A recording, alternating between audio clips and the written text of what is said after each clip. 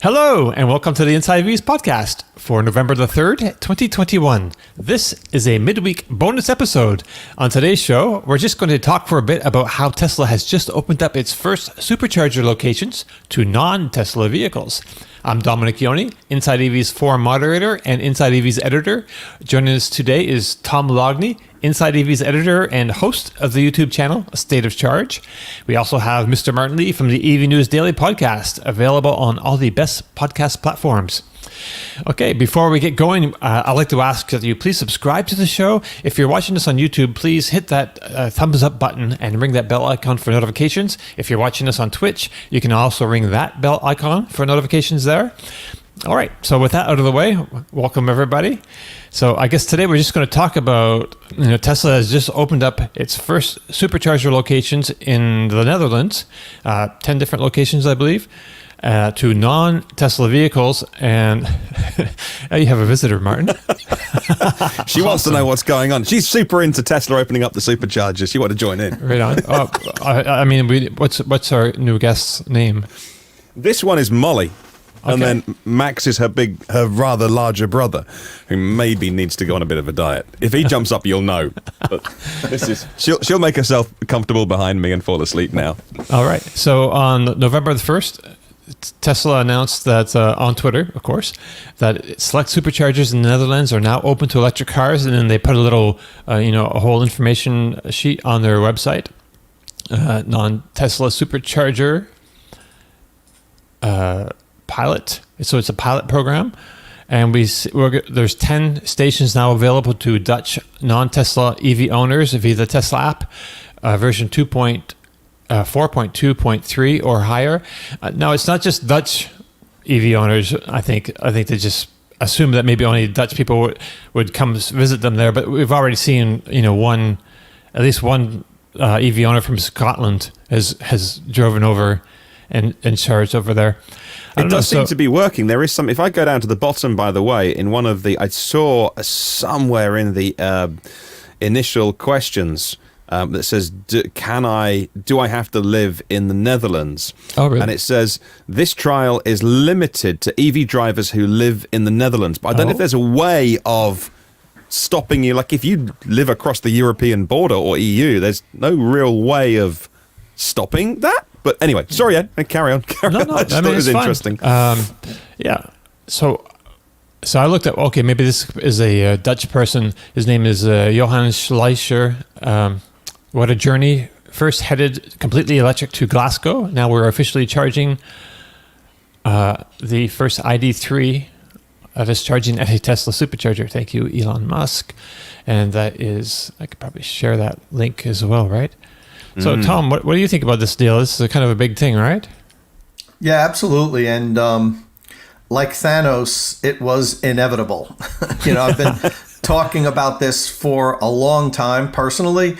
I believe that, it was only a matter of time before Tesla opened up the Supercharger network. I know a lot of Tesla fans aren't happy about that because they're concerned that they're going to have to wait to charge and there might be a queue. But I didn't see this ending any other way but this eventually. The only question was when. It's such an enormous asset for Tesla, and it's going to be a huge profit center for them moving forward. Just to offer it to their own customers, while it's great and it's an enormous incentive to buy a Tesla, I'm certain that the Supercharger network right now, even being subsidized with a certain amount of cost built into every Tesla sold, it's costing Tesla a tremendous amount of money. And they'll be able to get out of the red by charging other customers and allowing them to plug in. They even talked about dynamic charging prices when the site is has heavy utilization, really hitting the outsiders pretty hard, but people will be willing to pay if that's what you need to do to get to your destination. So I think this is a good thing. I think there's going to be some challenges with how it gets implemented, but this is a great first step. It's a little pilot program. It's not like, okay, hey, now they're opening it up and this is going to happen. This still may take years before it fully is an open network, but it's a good first start. Right. Well, look, you can see one of the challenges. We'll get on to it in just a second. We've got some screenshots of how it works with the app, etc., for non-Teslas. But you're looking at a challenge right now, and all of a sudden... Right, first cars. This was, greeted with joy by non-Tesla owners and dismay by Tesla owners. And if you're not a Tesla owner, you might even not know what's wrong with this shot. Like, there's absolutely nothing right. If you don't know where the charge port is on a Tesla, and that every Tesla has to reverse, at least in these rows of, not a mirrored one or a drive-through bank, that you're meant to reverse in, and that charger is not meant for that space. Right. All of a sudden, over the last couple of days, we've seen an initial amount of people saying, this is terrible. Like, they're in the wrong space. So, Tom, you're a long-time Model 3 owner.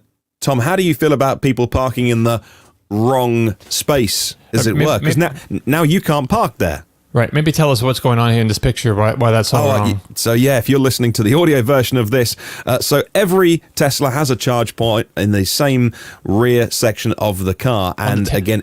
On the taillight at the very, very end of the car. Yeah, and so look, a bank of chargers, like I've seen a lot of these big charging stations that are drive-through ones or mirrored ones where you can park either side, but so many of the ones I see here anyway in the UK are in a row up against a wall or the edge of a car park, so you have to reverse into them. The cables are very short. They're designed exactly for the cars that they're meant to charge, and now an Audi e-tron, which is lucky because it has at least a charging, port somewhere close to where you can get the short cable to, is parked in the bay next to where a Tesla owner would reverse into for the next one along, if you like, because it's on the wrong bit, and it can't reverse in because the cables are so short, so it wouldn't reach the front. So I guess it's an SUV. You could, in this picture we're looking at online, if you're not watching the YouTube version of this, I guess you could then reverse over that curb and park on the grass. That's horrible. But as a Tesla owner, how do you feel about that picture already? So here's the thing. The Supercharger network, the Supercharger sites here in New Jersey, are typically open. So I think you'd almost need to ask somebody in California that question more, Martyn, because, the stations there many of them are full all the time. And it's a huge problem if somebody were to come in and say block 2 stalls to charge 1 car. It wouldn't be a huge problem here in New Jersey right now, at least. But that doesn't mean it's not a problem. I would assume Tesla has given this some thought. I would assume that they're going to come out with some sort of solution. Perhaps they're going to lengthen some of the cables. I don't know how that would really work with how they loop and hook on now, because then they might be hitting the ground. They might start doing new installations where, say, on one end of the supercharger bank, there's specially designed superchargers. I don't know. I know it won't work if they do nothing, as you say, because this presents a big problem. I think having access to the supercharger network is such a powerful tool. We could almost see the future OEMs, the legacy brands, actually deciding to make their vehicles charge port similar to where Tesla is, because it would actually make the vehicles more desirable. So, in many instances, it wouldn't cost much for a manufacturer just to put the charge port in a different location, or even like Audi or Porsche does, have a secondary charge port on the other side of the vehicle. So having access to the supercharger network, basically what I'm saying, is so powerful. I think it will change policy for the OEMs, because it's having that ability will literally sell cars. So my answer to you is, this is a problem, but I'm certain Tesla has some sort of a solution for it that we just don't know about yet, because this is a tiny little pilot program, as we mentioned.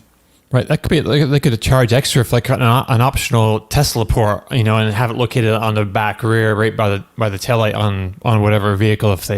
But I mean, they would have to design for that right from the very beginning, I think, because they have to route, all that extra cabling through the car and plan for it, and the stamping of the rear quarter panel, right?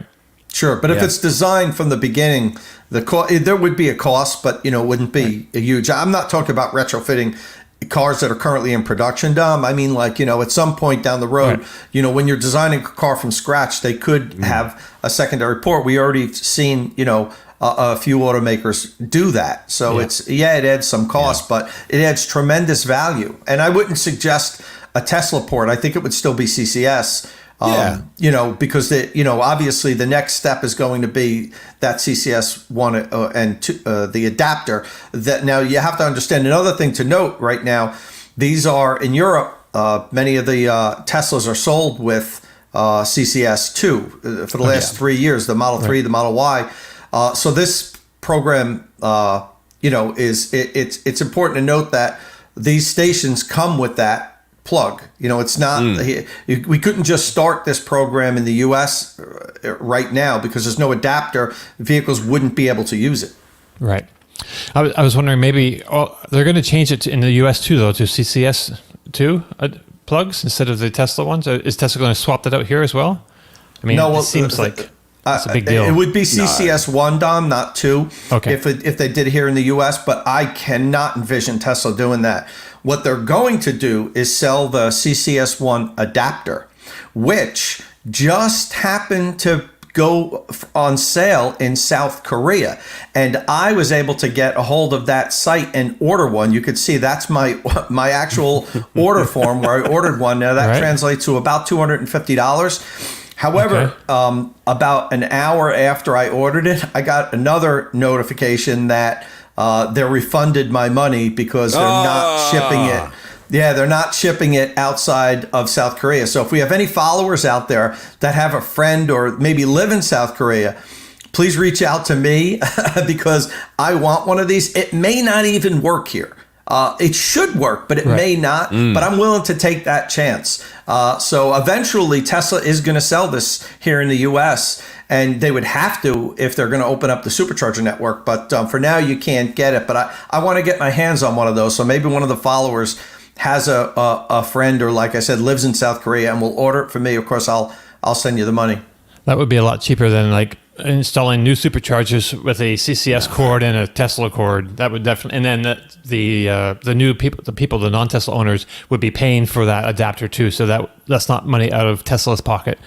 Right. Yeah, the adapter is going to be the way to go here, Dom. It's different in Europe because they already have the Superchargers with CCS2 connectors on them. So it makes sense that that's where they would do the first pilot program because it's simple. They can implement it really quickly. All the customer has to do is download the Tesla app, enter payment, and boom, they can plug in. But that wouldn't be the case here. It's more complicated. You're off and away then. I understand if you have a Tesla and you have another, like an Audi e-tron, like we saw in that first picture, you can use your same Tesla account to charge both of those now, but one will cost more than the other. I believe that Tesla said, a while back, or Elon said that the Tesla's rate for Tesla owners would be revenue neutral, so they're not making money. They haven't been making money on that. They're making, whatever. They must be making a little bit because I don't know if they're using that to fund the expansion, but this will really help them fund the expansion. They're up to over 25,000 chargers right now worldwide. And so, yeah. Don, they're not making money at all. Just to make that clear on the Superchargers, Tesla loses money every time somebody plugs in. And it must be an extraordinary monthly run rate. Considering how many Superchargers are all over the place. The demand charges, the maintenance on the sites. They basically charge here a little bit more than what they're paying, like what we're paying for electricity. Like I pay, here in New Jersey, it could be anywhere between 15 cents and 18 cents a kilowatt hour. And the Tesla Supercharger sites can be 26, 28 cents a kilowatt hour. Now, sure, I know we're talking 10 cents, which, is basically a decent amount more. But the demand charges are extraordinary for these. I have a little 24 kilowatt DC fast charger in Montclair, in a property that I manage. And I pay like $300 a month demand charges for this tiny little 24 kilowatt DC fast charger because I pay more than $1 per kilowatt hour as like a penalty. It's called demand charges. So with Tesla, with banks of 10, 15 Superchargers, my God, their monthly demand charges must be tens of thousands of dollars. So they're not making that back with the 10 cents their premium they're charging over electricity. They need to bring in outsiders and charge them more than what they charge Tesla customers to make a profit on superchargers. So it's about utilization rate then. So even though those over the holiday pit season, those chargers probably in California will make their way onto social media because there's queues of people, and that gets the attention. You're saying that generally superchargers have availability. Yes, some do get busy, but that utilization rate makes it a business case for them to open them up and to make more money. And even then, like, the rates are not crazy. We showed you that a moment ago on screen if you're watching the YouTube version. So 57 cents, euro cents per kilowatt hour. That's a good price. Or 24 if you pay your 13 euros a month membership, or is it 12 or 13 euros a month membership? That really brings the price down. But if you're an occasional user, which I would be, then 57 is fine. Ionity is 69, 79. It's 79, 79 euro cents per kilowatt. Right. They got idle fees in there as well, which makes sense. It stops people blocking them. So just to talk people through the way it works, you download the app, as we've said already. You turn up to a free supercharger. You plug in first, and then you choose the stall number that you've just arrived at, and it will activate it. So you plug the car in first, and that's how you do a session. And of course, then it bills you because your billing is set up already. And why are superchargers so reliable? And I do apologize for anyone that's ever turned up to supercharge their Tesla and the station hasn't been working or the stall hasn't been working. I know it happens. I saw a stat recently where something like 1 in 10 DC fast chargers on our main motorway network in the UK was non-operational recently. That's unacceptable. Tesla doesn't have that. I would go out of my way to use a Tesla supercharger, and I will do when they turn it on over here, whatever it costs, as long as it's not ridiculous. Because I value reliability more than saving a few pennies. Why are those stations so reliable? Just because they own the whole thing, the vertical stack? Yeah, I think that's a big part of it, Martin. And, they build the superchargers, they make the back-end software, they build the cars, they make the software in the cars that communicates with the chargers, and that's what makes it so seamless. Plus, they've been doing this for 10 years now. When they first started making the superchargers, or at least deploying them, I think it was 2012 or so. So think about that. Like, they've been making these high-speed superchargers for a decade. If you want to talk about Electrify America, for instance, here in the U.S., which, there is complaints about network reliability, valid claims from time to time. They first started installing these, I think it was 2018 or 2019, Electrify America, somewhere around there. So, they've only been doing it for 4 years or so, and they don't make the cars. They don't make the software in the cars. They don't even make the chargers. They're outsourcing the chargers from 4 different companies at first, and now it's 3 different companies. And then they get the credit card readers from a third party. So, putting everything together, and then it has to communicate with cars from 20 different brands. It'll be interesting for me to see if there's going to be any communication issues with the superchargers and vehicles from other brands, because, I know this sounds crazy. I know that there is, CCS protocol, and you would say, the CCS protocol is written. You just follow the protocol, and the car, follows the protocol. The charger follows the protocol, and there's no problem. They just seamlessly connect. Like, what's wrong with you people? That's not what happens. I've had discussions with people from all the major infrastructure companies here in the U.S., including Electrify America, on multiple occasions. And the reason they need to get a hold of a new EV like a year before it hits the market, so they can test it and retest it and under different conditions, different temperatures, when it's cold, when it's hot, when it's when the car is cold and when the car is hot and when the station is, because they find these little variances in how each company interpreted the protocol, where it might be slightly out of spec, and that's why you don't understand. You go to plug in, and it either won't initiate or it initiates and then shuts off 5 minutes later. Tesla doesn't have that problem because they are so vertically integrated. They control everything. And before anything even gets deployed, it's already been all thoroughly tested in-house. So it'll be interesting to see if third-party vehicles plugging into Tesla Superchargers experience some kind of communication problems. These guys seem okay. So far, so good. We've got like an Audi e-tron, and a Volkswagen ID3, a Polestar 2, a Ford Mach-E. We have evidence of them having like no issue with that so far. So that's like 4 or 5 different manufacturers already, just right there. Well, it could just be that Tesla's equipment is better. I don't. It could just be that, right? It could just be that. But also, it could be that it's more simple. In that chargers now are pretty complex. They're built with often, a CCS side and a CHAdeMO side, sometimes with AC as well. So they've got to have DC and AC inside the box. That they often have, 15118. They've got plug and charge capabilities. A lot of them are Wi-Fi connected over various different. Like Tesla just use one set of specs for their V3 superchargers. They make them in China, and they make them in Buffalo as well, don't they? And then that's it. Like that's their rules, and they just seem to work. There's no fancy display. It's all done in software. There's no screen to go wrong. There's no card reader. My goodness, card readers are a nightmare. There's no card reader on it. So although this process isn't as simple as plug and charge, the Tesla experience, I don't mind. So I can't think of too many places that I've been where I haven't had a mobile signal. So, okay, you are relying on having your cell phone with charge, but you're in your car, so it should be charged up, and that you've got signal. Well, you should have a signal. So, you know what?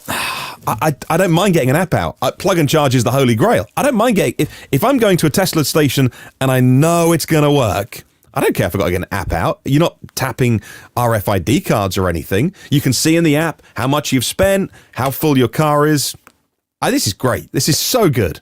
And, there's going to be some friction, though, from Tesla. If this station was full again, if you're not watching the YouTube one version of this podcast, like the ID3 here does have the charging port on the rear side of the car, but the wrong side. I mean, I keep saying like right and wrong. For this ID3 owner that's plugged in and paying a lot of money, a lot more than the Tesla owner next to them, it's not wrong.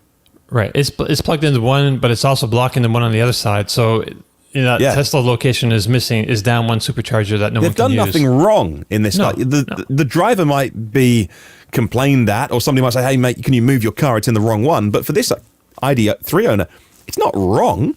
They've just had to park it there. Although I'll find it. There is somewhere Tesla did say something like, please respect the bays. I'll try and find that while you guys talk. If we had that picture of the Ford Mustang Mach-E, they pulled into a pull up alongside kind of charger situation where you don't have to back into it. You pull up alongside, but their charge port is on the front driver's side, fender. So the back end of their car is like sticking out into the parking lot, quite a ways. So, we need. Yeah, I don't know. It's going to be an issue with the different charge ports, and when the supercharger is kind of when you pull straight in and it's in front of you, it won't be as big of a problem because you can kind of cheat and maybe be a little bit closer to the car in the next stall and still make it reach, but not fully block an entire stall. Now, of course, Tesla owners aren't going to be happy about that, but if they're reasonable, they can cheat over a little bit, a few feet, and if two cars are kind of a quarter of the way over into the next stall, there's still enough room to make it work. I mean, they're not going to be happy about that, but we're all in this together, and I don't think Tesla owners should be that upset about this because this is the extra revenue that Tesla gets is going to enable them to build out the supercharger network even further. And you know what? That guy that doesn't own a Tesla, he's just trying to get his destination like you are also. So, we really shouldn't look at the non-Tesla EVs that use the Tesla supercharger network as kind of invaders or second-class citizens. I know I certainly won't, and I'd urge other people not to feel that way. I think they will. I think some will. I mean, people are people. Yeah. It's a change, and it's inconvenience possibly for some. So, from their point of view, though, they might argue they've paid more money for the car because it came with the supercharging network, and that for them was the USP. And I agree with them. Like, Sure. I think it's the best thing about, well, one of the three best things about Teslas is the network. And if it's no longer solely for those drivers, then that's a really big reason to look elsewhere and buy a different brand. I've also seen people today saying this is the world's best advert for Teslas because, you know, when you're charging and you look over and there's the guy next to you watching YouTube or Netflix, and meanwhile you're just twiddling your thumbs, like. There's lots of sides to this, so it's not.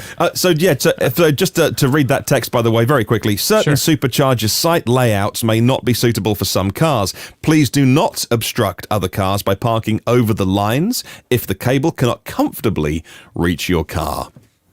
Yeah. So, but no one's going to pay any respect to that. People are going to park however they want. You know, there they are, and it's going to cause fights, and people are going to be upset. Well, hopefully, no fists are swung. That'd be awful. There will be skinned knees. You know, there's going to be. There's going to be growing pains with this. But as I said when we first started, I think this is inevitable. It's coming, whether Tesla owners, myself, pleased about it. I mean, I don't have an issue with it, but I know a lot of Tesla owners are going to just accept it because this is going to happen. I don't know how quickly it's going to happen, but it's going to happen for sure. Yeah, and I think it's a good thing for Tesla. Yeah, but the onus is now on Tesla to really expand their network, though, make more locations with more stalls available. You know, just and they're doing that. Beyond. They're doing that. They're not slowing down. They're pedal to the metal. Tesla is installing more charging stations now, I think, than ever. The last couple of quarters, the network is growing at an incredible rate. You know, they're not resting on their laurels. And not at all. No. You know, more money infused into allowing others use it will probably just lead to even more, proliferation of these sites, and it should. And Tesla's in a good position with this now. They can really dominate the charging networks, in my opinion, if they open this up to everybody else. Yeah, the market certainly likes it. I mean, it shot up yesterday to stock prices at all-time highs a couple of days ago. Yeah, it's down, a bit today at the moment, but it was up, crazy amount the day before. And this isn't the only thing Tesla's doing now with regards to charging other vehicles. I don't know if you noticed yesterday, Tesla announced that they're now going to be selling level 2 wall connector with a J1772 connector on it. So I quickly went out and ordered one, and I should be getting it pretty soon. And I don't have enough EVSE in my garage, so I went out and ordered one, and I'm going to be doing a full review on it coming up soon. That'll be on Inside EVs, and hopefully within a couple of weeks. Yeah, there's my order right there. It's the Gen 2 wall connector, which means it's not a smart charger like the Gen 3 wall connector is for Tesla. Onus has a 24-foot cable, which is really good. That's one thing I want to note. When I reviewed the Gen 3 Tesla wall connector, one of the things I really dinged it on was the longest cable you could get was 18 feet. And to me, that is just unacceptable. And a lot of people felt that way too. A lot of the comments I got were like this, I can't reach the other side of my garage for this. So that was a big problem. Tesla has changed that now. And now the Gen 3 comes with a 24-foot cable, as does this Gen 2 with the J1772. The only thing that I found interesting on this is it's a 40 amp unit, so it can deliver 9.6 kilowatts. It only comes in a hardwired version. Typically, when you have a 40 amp unit, it comes with a NEMA 1450 plug to plug in. Now, I'm sure you could add a NEMA 1450 pigtail on this, and I may do that for my review because it's just a pain for me to keep hardwiring these units. It's easier for me to plug them in. But I thought that was interesting because they did for a while offer the Gen 2 wall connector with a NEMA 1450 plug, so people can just plug it in, and that's not going to be an option on this. So here Tesla is saying, look, we want to charge all electric vehicles, not just Tesla electric vehicles. This is the first time they've offered a product like this, a home charging unit that will charge vehicles that are non-Tesla. Right. Without an adapter. It falls right in line with the Tesla mission statement, which is to bring about the advent of electric vehicles or whatever. Yeah. To hasten that, and you can't do that just within the regular Tesla infrastructure or ecosphere. Now they're reaching out, and that's pretty cool. Well, I will throw one more thing to food for thought into this, is that maybe they're doing it ahead of what they were going to be made to do, because there is a UK government proposal out there at the moment. Now, we don't have enough DC fast charging out there.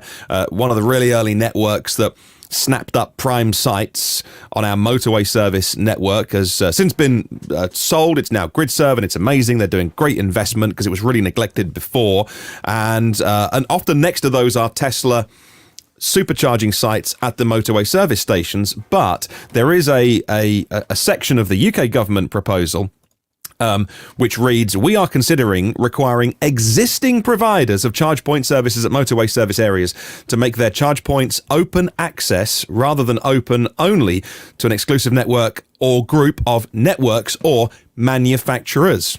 So if this government proposal goes through, that word there, manufacturers, includes Tesla supercharging stations, and they would be made to do that through legislation, regardless of whether they've got agreements out there with the service stations or not to have their little, walled garden. So they could be getting ahead of the curve here. And I don't know if a similar thing is happening in Europe, but certainly in some European countries, you get more subsidies for building new charging stations, which are open, and you don't get any subsidies for charging ones which are closed. So again, there could be lots of these little bits of rules coming or just on the horizon that they think if we get ahead of the curve here, we get all of that positive publicity of, hey, we're doing a good thing because we love the EV community, but they were going to have to do it at least here anyway at some point in 2022. So that little announcement or that piece of legislation you just showed us, does that mean that like GridServe would have to have Tesla superchargers as well? No, because everything's CCS. So all the third-party networks anyway, either a Type 2 if you're Tesla AC Model or S or Tesla Model X aren't CCS, so they wouldn't be able to charge. That's a really good point. Like, actually, do you make people have at least one CHAdeMO, at least one CCS, right, at least one, and if not all of your stations, at least one way, with a Tesla proprietary connector if somebody wants to use one of those. It seems like a unnecessary bit of regulation. I think that's something that the market should decide. Personally, everyone has different feelings about regulation. We don't have enough DC fast charging, so we haven't got enough. Right. So we don't have enough charging of any kind. All the kinds of charging. We need like on-street charging, like for people who don't have driveways or garages. We need that on-street charging. There's a big announcement coming up about that soon for the UK, I believe. Yeah. And Martyn, you make a good point, and there is. Here in the U.S., I don't know of any current new legislation, but statewide, there definitely is public funding that is only available for sites that, service all electric vehicles. So in that case, but the fact of the matter is Tesla didn't have to go out and make this level 2 with the J1772 connector. In the past, what they were using was for Creek level 2 EVSE with a J1772 on it. It doesn't have to be branded your brand. I mean, they didn't have to do this. They could have just continued using third-party equipment. I'm sure they had a sweetheart deal with Clipper Creek and bought, thousands and thousands of them and just used their product. So, they didn't have to do this, but I get your point, and it could very well be that that's part of it. Maybe they see that this is where the industry's going with public infrastructure. If you want to get public funds, it has to be brand neutral. So we might as well start making this thing and put it out there and be branded in our name. I mean, it's very simple, to do. I mean, they basically swapped cables, and it was very easy for them to do. I'm almost kind of surprised they haven't done this earlier. But we'll see how good the unit is when we get a whole one and put it through our tests. Yeah, that's pretty exciting. Charging is about to undergo a really interesting development as more people buy EVs that don't really care about, it's got the Tesla logo on the. can I charge at that one? Okay, I'll charge at that one. You know what? People, unlike us because we're into cars and into EVs, but it's just a utility. And whether that's home charging, there's lots of issues to solve around that as well.